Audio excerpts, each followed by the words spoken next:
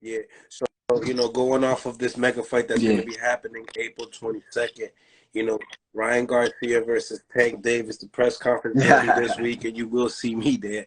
And I'm gonna say, man, like who you leaning towards for this big mega fight, I like man? both of them. Ryan I like Tank? both of them. Both of them, both of them are great fighters, bro.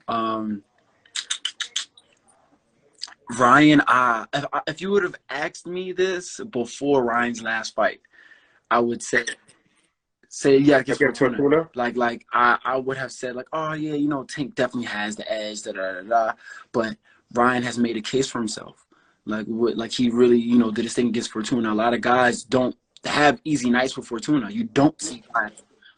You don't see guys have easy nights with Fortuna. And granted, you want to say he got older, whatever. But hey, nobody has done it before Ryan. So you got to give credit when credit is due. I honestly feel like Ryan has been.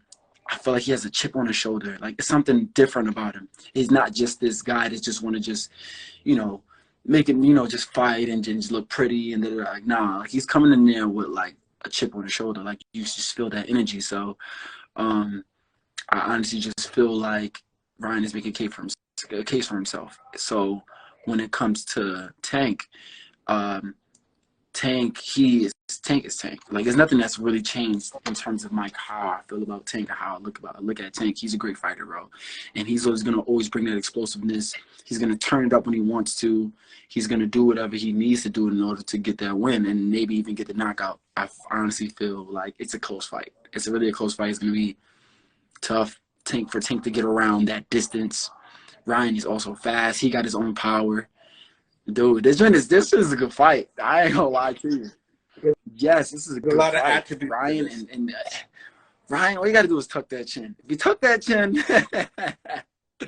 he can't be throwing his punches with his chin in the air because Tank is gonna pick him if he does. He's gonna pick him.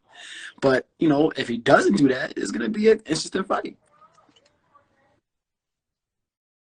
Yeah, and I mean, think about it. We've been having so many interviews out in this media world of that chin always going up. To make that adjustment, I mean, to only hear one bad thing about your repertoire as far as your chin's up in the air, and sometimes you probably use the left hook a little too much. When it's needed, you use it a lot, right? So, I mean, you're right. You're 100% right. And then, the chip on the shoulder, something that a lot of people don't talk about. You know what I'm saying? And we haven't really been seeing Ryan Garcia on the internet. He's more like just zoned in. You could tell he's like really back into focusing on a craft. He's not really focusing on too much on trying to do skits and make quick little uppercut videos, shoot shot. He's not like, you'll see it here and there, but he's not focused on that. You know what I mean? Like, and I like that. I respect that. I'm glad that he, it's good because that's my boy. Like, you know what I mean? Like, I done grew up seeing him fight and everything as well. And it's like, I'm glad to see that he didn't lose himself. Like, I'm glad to see that, he's doing his thing and he's staying focused. So, I wish the best for both of these guys. Yeah. That's another 50-50 then. Nice. So we got this big fight coming up in a couple weeks. We got Caleb Plant versus David Benavidez. You know what I'm saying? When we talk about mega fights, this is closest to a mega fight besides Tank and Ryan. Anybody that loves boxing will be tuned into this fight. Who you got in this fight? Listen, Benavidez is a beast. He's a beast. He hasn't really shown too much chink in his armor. But I'm really rooting for my guy, Caleb Plant. I'm rooting for Caleb. If Caleb can box and box and do his thing, I honestly feel like he'll give David Benavidez a run for his money. I really feel like that's one of the main reasons why he kind of petitioned for a bigger ring. Like, I don't know if you heard about that, but he petitioned for a bigger ring. I don't know if they granted that. Did they grant it? Yeah.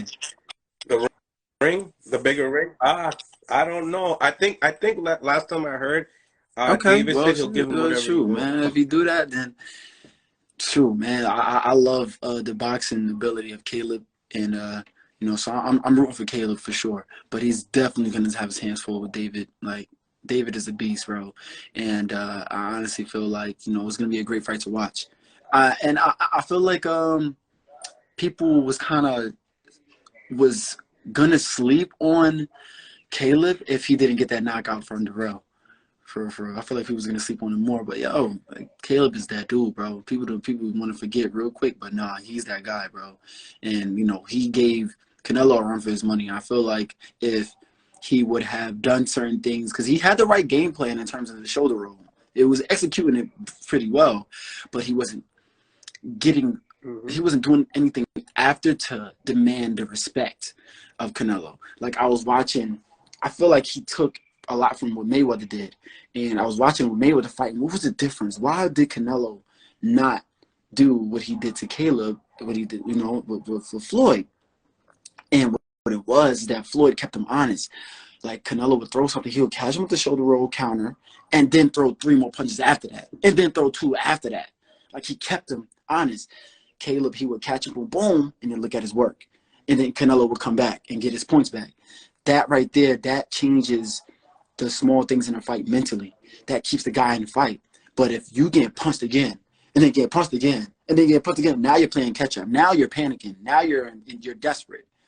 You know? So that's another reason why Mayweather's one of the greatest. But that's another conversation. No, but you pinpointed it like really accurately, because you know, if you're not gonna knock him out, you gotta win by points. And I feel like, you know, that's something else that I feel like Caleb has to do with this fight. He needs to command that respect with David, because if he don't, David's gonna just walk like a Terminator and just, you know, try to get him out of there. You know, so another great fight to watch. I'm gonna definitely be in the building for that. Yeah. Yeah, that you gotta be, bro. You know, I interviewed David, you know, and like you said, you know, like, it's just, and I'm gonna be interviewing him again before the fight. And, you know, you're gearing up to this fight. It's crazy because we see the differences in Caleb a little bit. I mean, you've seen that he ended up getting his Dave Benavidez. That was funny. That was hilarious, yo. The trolling is crazy. Yo, that was crazy. How did he buy his domain? That is wild, bro. And it doesn't stop there. He goes and makes an I didn't know about that. I didn't know anything else happened. It's funny because this happened first, and I even told David, like, I didn't even know about this happening.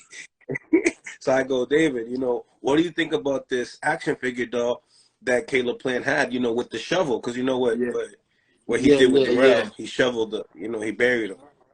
So he has the action figure doll with the shovel saying body not included. You know what I'm saying? And, you know, David came at me and said, I don't know, I'm not making action figure dolls. I'm out here just working, you know what I'm saying? What do you think about that?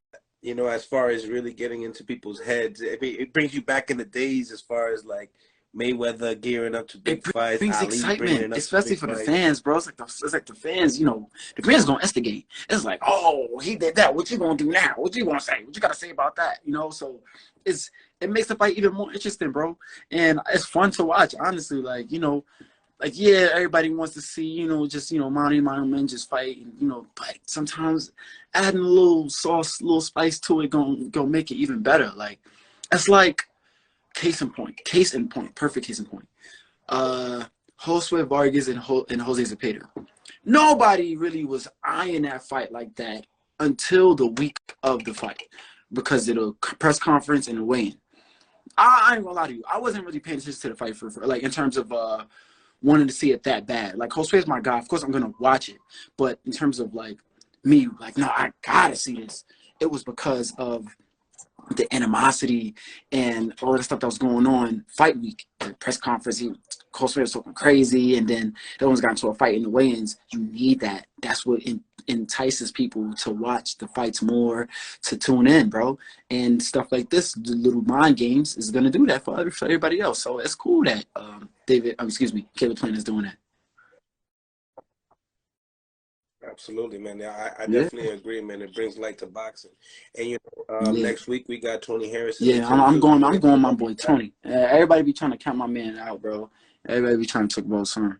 You know, he there. You know, they do, people, you know, they question his chin and everything. They question his heart and everything. But like, I'm a huge fan of Tony, bro. Like, that dude is really talented, and I feel like he proved that when he fought Charlo both times. The first time, I was super happy that they, gave him the decision because he 100% earned it that first fight. And then the second fight, I honestly, I don't care what the judges were saying. I felt like he was winning that second fight. He was walking him down, picking off shots, pushing Charlo back. I've never really seen Charlo be pushed back until then. Tony has a great jab. He's a great jab, great boxing ability, and he will really like outshine you for real. It's just more so of just his consistency, And Tony is super underrated. Yeah, man, I really hope that he can bring that monster inside this ring with Tim Tszyu, because Tim is very good. And, he's made a great case for himself, great account for himself. But I'm going for Tony, man. Going for Tony for sure, 100%. Yeah, man, that's good, man. That's good, man.